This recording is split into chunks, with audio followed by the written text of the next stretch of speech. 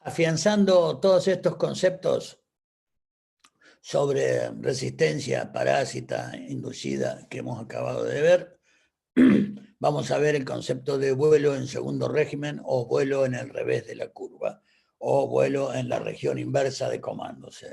En castellano, la manera en que habitualmente se refiere a este tema es vuelo en segundo régimen.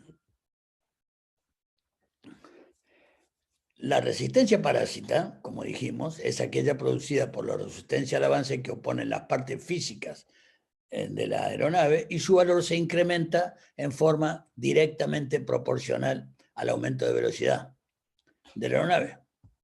Lo confirmamos.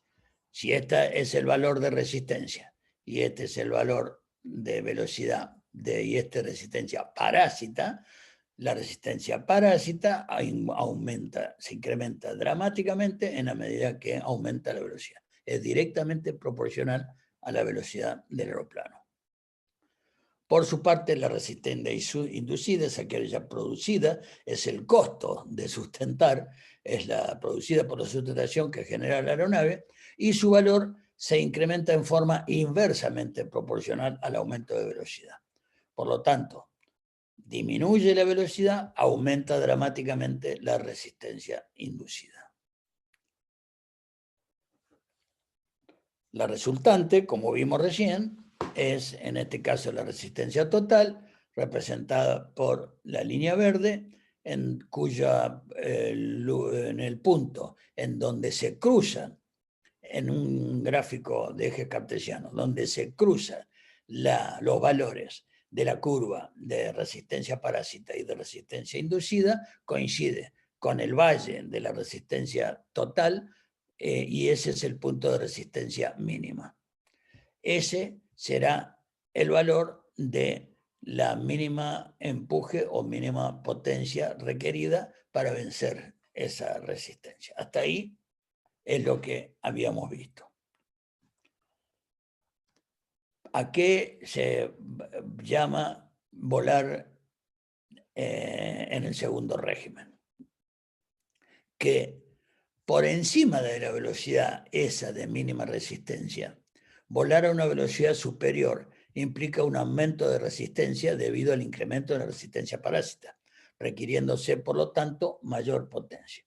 Entonces, supongamos que la resistencia parásita, que se juntaba con el valor de mínima resistencia total, más o menos por acá, por encima de ese valor, volar a mayor velocidad me va a requerir mayor resistencia parásita.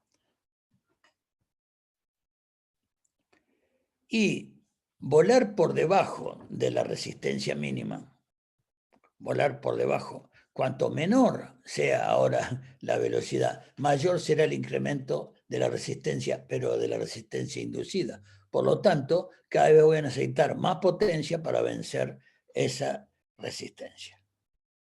Esa es esta condición en que para mantener velocidades cada vez menores, paradójicamente, para volar cada vez más despacio, se exige la aplicación de potencia cada vez mayor debido al gradual incremento de la resistencia inducida, se denomina volar en segundo régimen o volar en el revés de la curva, porque es volar en una zona en donde no es la zona de régimen normal.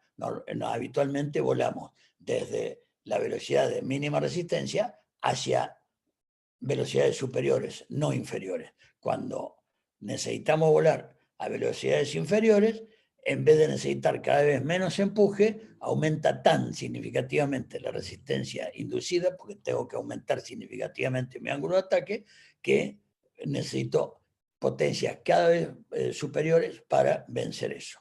Lo explica este gráfico de vuelo en segundo régimen, en donde esta es la curva de resistencia total, este es el valle de resistencia mínima, este es el incremento de velocidad y este es el incremento de resistencia o de potencia o empuje requerido.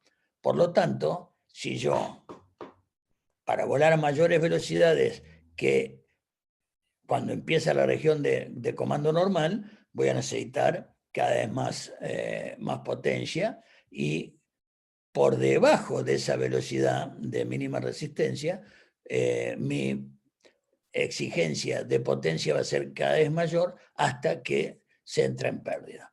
Por lo tanto, de este valle de resistencia minimum drag o LD máximo que vimos, para atrás, para velocidades menores, se llama región de comando inverso o vuelo en segundo régimen.